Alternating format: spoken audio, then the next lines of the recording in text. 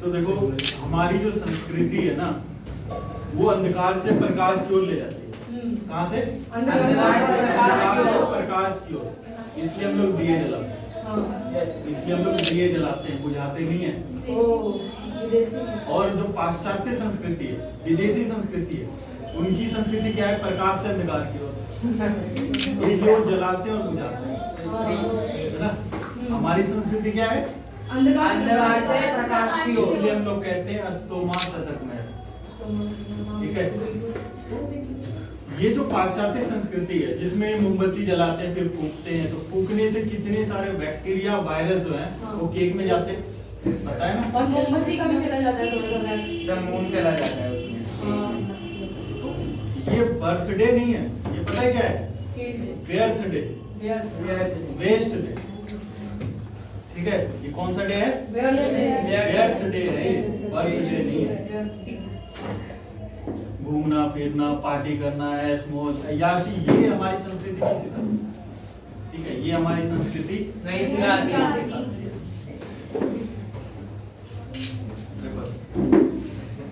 पूरा पैसा वसूल।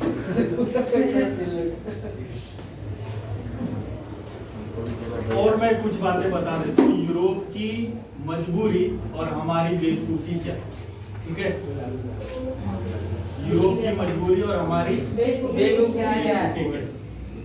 जैसे कि हमारे यहाँ बहुत सारे पेय पदार्थ हैं, लस्सी, मट्ठा, छाछ, कई सारे। तो इनके यहाँ ये उपलब्ध नहीं है, इसलिए ये लोग कोल्ड ड्रिंक पीते हैं। तो ये इनकी मजबूरी है, तो ये इनकी क्या है? मजबूरी। लेकिन हमारी क्या है? बेवकूफी। हम जो पीते हैं हम भी बेवकूफ बन जाते हैं। ध्यान से सुनो क्या है, सुनो ध्यान से, है ना? ध्यान से सुनो। तो यूरोप की मजबूरी और हमारी बेवकूफी क्या है? अभी क्या बताया मैंने कि हम बेवकूफ बन रहे हैं। कैसे बनता है? कोल्ड ड्रिंक पी के, जबकि हमारे पास इतनी सारी चीजें उपलब्ध हैं। इतने सारे बहुत हमारे पास 56 भोग है। वो भी फायदेमंद। 56 भोग से भी ज्यादा है, जितना बनाना चाहो उतना बन सकता फायदेमंद। है।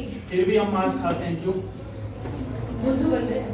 बेवकूफ है ना, उनके यहाँ इतने 56 भोग नहीं है, इतने अनाज पैदा नहीं होते। हमारे यहाँ कितने सैकड़ों टाइप के जो है रिसोर्सेज कम है, इतने सारे अनाज हैं, लेकिन हमारे यहाँ बहुत सारे हैं।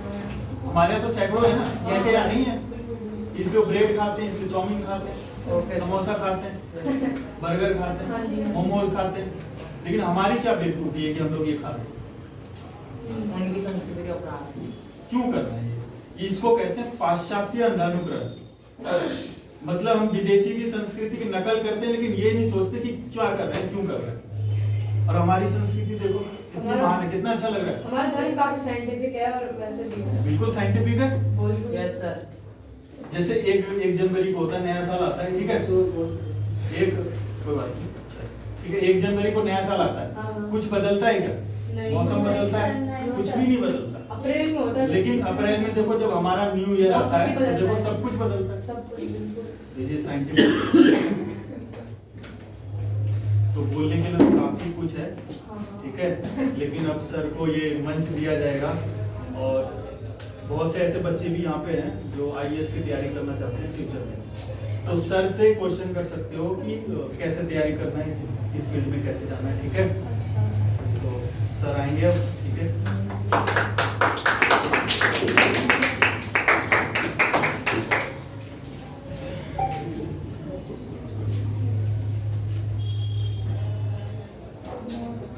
ये आज का दिन बहुत शुभ दिन है।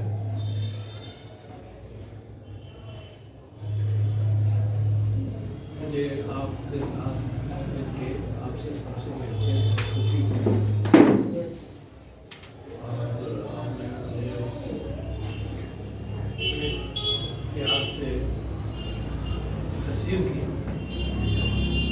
अच्छा प्यारे बच्चों, अभी पीछे आवाज आ रही है? प्यारे बच्चों, मुझे आपसे मिलकर बहुत खुशी हुई। ये एक बहुत शुभ दिन है।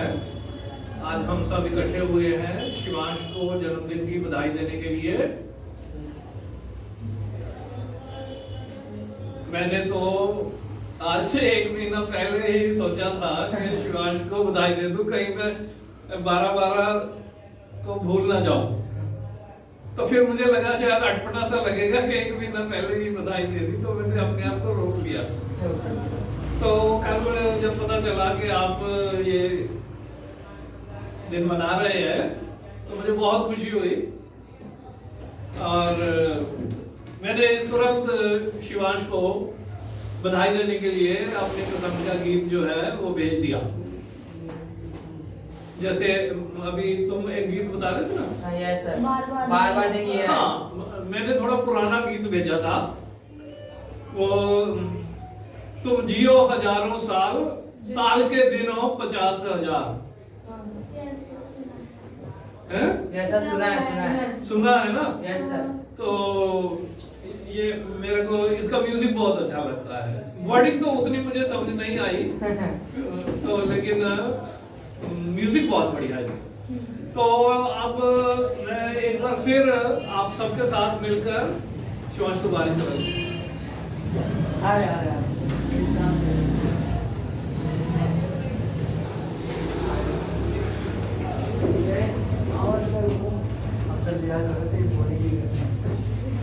अच्छा, मुझे कितनी देर बोलना है? आपको जितना मतलब और इंट्रोडक्शन भी दे देंगे तो लोग समझेंगे। मैं इंट्रोडक्शन बाद में दे दूँ। तो मैं क्या कह रहा था, हाँ, अब मैं एक बार तो बधाई दे चुका हूँ, आप सबके साथ मिलकर बधाई देने में और ज़्यादा मुझे अच्छा लगेगा। तो शिवांश को जन्मदिन की बहुत बहुत बधाई। तुम जियो हजारों साल, साल के दिन हो 50,000।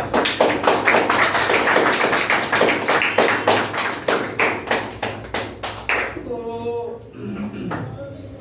शिवांश ने मुझे सजेशन दी है कि मैं आपको अपनी इंट्रोडक्शन दे दूं।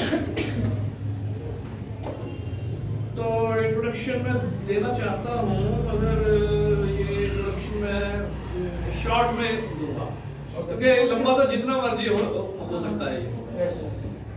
तो आपको बीच में कहीं लगे कि भाई कुछ पूछना चाहते हैं तो आप रोक के पूछ सकते हैं। क्या मुझे पूछना है सर जी? हाँ पूछो। जैसे कि अभी 10th में है और 11th में जाके कौन सी सब्जेक्ट लेना चाहिए सबसे बेहतर होगा? नहीं, कोई नहीं, ऐसा भी नहीं है। पूछिए सर। कोई नहीं, भूल जाएंगे तो पूछ रहे हैं।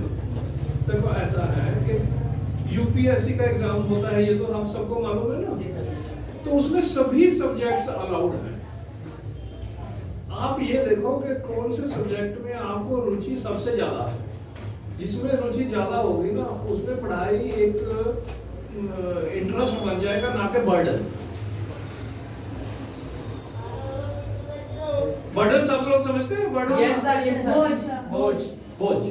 तो लाइफ में कोई भी काम करो, वो चाहे तो उसको एक पैशन भी कह सकते हो, पैशन का हॉबी कह लो। कुछ सीखना में भी एज ए हॉबी भी सीख सकते हो और उसको एक बोझ बना के भी कर सकते हो। बोझ वाली चीज ज्यादा देर तक टिकाऊ नहीं होती है।